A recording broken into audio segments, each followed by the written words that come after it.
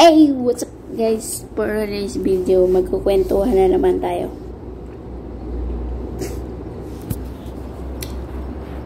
Ang pagkukwentuhan natin ay tungkol sa diploma o diskarte.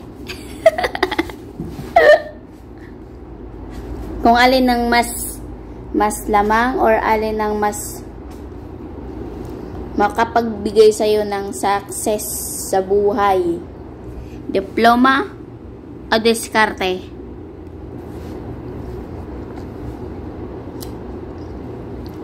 Ilang percent ba sa bansa natin ang nakapagtapos? At ilang percent ba sa bansa natin ang hindi nakapagtapos? Ilang percent sa bansa natin ang negosyante? At ilang percent sa bansa natin ang tambay?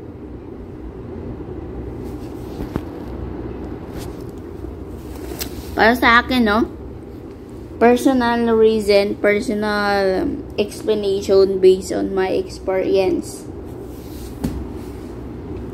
Mas maganda talaga pag diskarte na samahan ng diploma. Magkasama dapat silang dalawa. Pero, sa akin, in my situation, na hindi ako nakapagtapos sa pag-aaral, so, wala ako doon sa diploma. Dito ako sa diskarte. Dito ako bumabawi. Kasi, dito ako nabilong.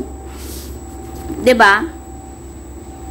To me, kahit di ako nakapagtapos sa pag-aaral, feeling ko, success pa rin ako. Kasi, nakapagtrabaho ako, happy ako, nagkapera ako, nabubuhay ako.